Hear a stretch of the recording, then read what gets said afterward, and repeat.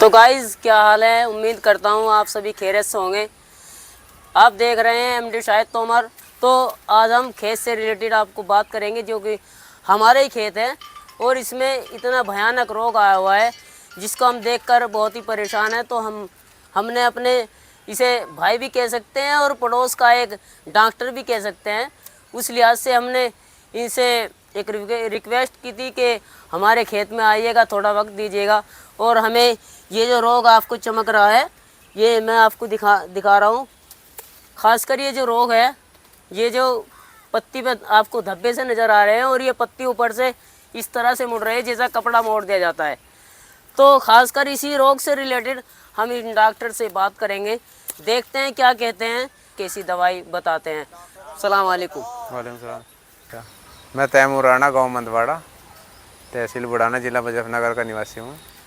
और किसान भाइयों, मैं आपको एक जानकारी दूंगा। अब गन्ने में जो जैसे गर्मी हुई थी हमारी, तो ये देख रहे हो आप, जैसे पत्ती ऐसे हो रही ना, ऊपर से ऐसे सुकड़ जा, पीली हो जा, तो इसमें आप इसे खोल के देखोगे तो बिल्कुल बारीक कीड़ी है। देखो ये देखो, हाँ, बिल्कुल बारीक कीड़ी है, जो मतलब बिल्कुल जो नज़दीक से देखोगे जब दिखती है। देखो, हाँ, धब्बे इसे धब्बे से थ्रिप्स नजर आ कहते रहे हैं, थ्रिप्स।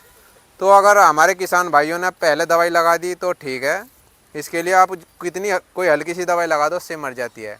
और जैसा अब बारिश होगी तो अब घबराने की कोई ज़रूरत नहीं है, अब ये बारिश से ही मर जाएगी, इसमें कोई दवाई की ज़रूरत नहीं है।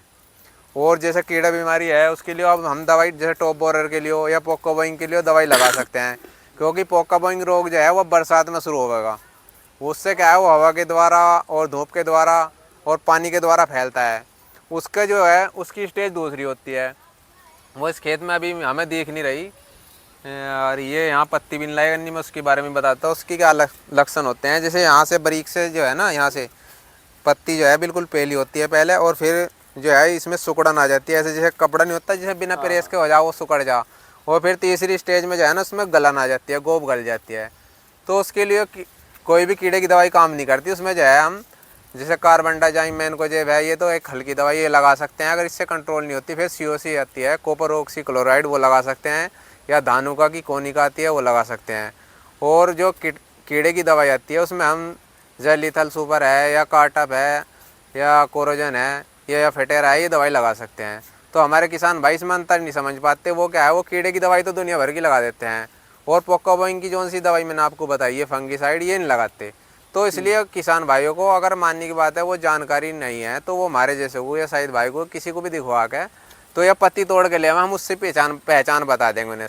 तो इससे क्या है, हमारा खर्च भी बच जाएगा और फ़ायदा भी होगा। मानने की बात है, हम उसमें और आप पोका बोइंग और लगा रहे कीड़े की दवाई, तो उसमें कीड़े को तो कंट्रोल करेगी वो, पर पोका बोइंग में वो काम नहीं करने की। इससे फिर हमारे किसान भाइयों की लागत ज़्यादा आएगी और बीमारी जो है वो बढ़ती चली जाएगी। हम कहेंगे क्या लगे वो कीड़े की दवाई काम नहीं कर रही, तो कीड़े की दवाई तो काम कर रही है अपना, पर वो पोका बोइंग पे नहीं करने की। जो उसमें मरज है उसकी दवाई हम दे ही नहीं रहे उसे।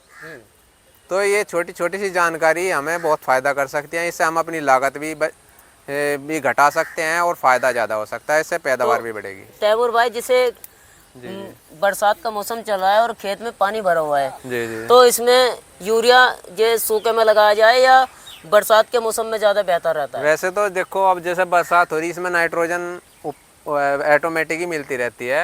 हाँ, इसमें अगर जब पानी हल्का सा पानी सूख जाएगा पैर चिपकते में, अगर हमने नाइट्रोजन इसमें नहीं दिया तो जब गेर सकते हैं। क्योंकि अगर माननी बात हमने इसमें पानी है अब और यूरिया गेर दिया तो वो क्या है, पानी के द्वारा या बारिश होगी तो वो नीचे चला जाएगा जड़ों में, और ज़्यादा नीचे चले जाने से जड़ों से, तो फिर वो यूरिया जो है, अगर हमने मानने की बात है हमारा 100% काम करना तो 10-20% ही काम करेगा, बाकी नीचे लीच हो जाएगा, कुछ हवा धूप के द्वारा उड़ जाएगा। तो यूरिया जो है हमेशा जब पानी देने के 8 दिन बाद या 10 दिन बाद जब उसमें पैर चिपकन लगे ना, समझो मतलब हल्की सी नमी हो, जब गिरना चाहिए। यूरिया जो है, बहुत से किसान भाई हमारे क्या है, सूखे में यूरिया गिर देते हैं फिर पानी दे देते हैं, तो पानी के द्वारा वो नीचे चला जाता है, तो उसका रिजल्ट पूरा नहीं आता।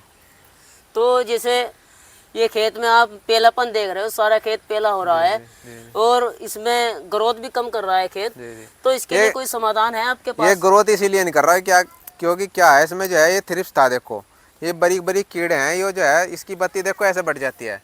ये देखो, जब हमारी गोब ये मेन गोब है और इसी में ये थ्रिप्स आ गया तो ये बढ़वार नहीं करने का, तो हम इसमें जो है ना, अब से पहले जो है कोई दवाई कीटनाशक लगी नहीं थी इसमें, तो जो कीटनाशक लग जाती तो इसकी बढ़वार हो जाती। अब तो खैर ये ऑटोमेटिक ही देखो बारिश में मर चुकी है। देखो मरल आप देख सकते हो। और जो ये धूम में अगर बिना बारिश के देखते ना तो ये भागती फिरती इसमें। अब ले यहाँ थमी नहीं थी ये भाग जाती क्योंकि अब ये मर चुकी है। तो अब तो इसमें कोई दवाई की जरूरत नहीं, पर अब से पहले इसमें दवाई लगनी थी। तो आपने सुना भी होगा और देखा भी होगा, ये डॉक्टर तैमूर भाई बहुत ही दूर दूर की मीटिंग अटेंड करते हैं और इन्हें नॉलेज भी है इस खेती से रिलेटेड, खासकर गन्ना से रिलेटेड इन्हें बहुत बड़ी नॉलेज है। इस लिहाज से मैंने अपने खेत में इन्हें बुलाया था कि खेतों का ट्रीटमेंट किया जाए सही तरीके से।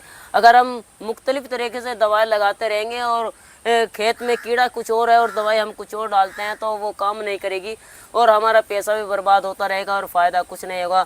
तो हमारी वीडियो आपको कैसी लगी हमें कमेंट में बताइएगा और ऐसी सच्ची और सटीक जानकारी के लिए MD शाहिद तोमर 2 को के चैनल को सब्सक्राइब कीजिए, लाइक कीजिए और प्यारा सा कमेंट लिखना ना भूलें।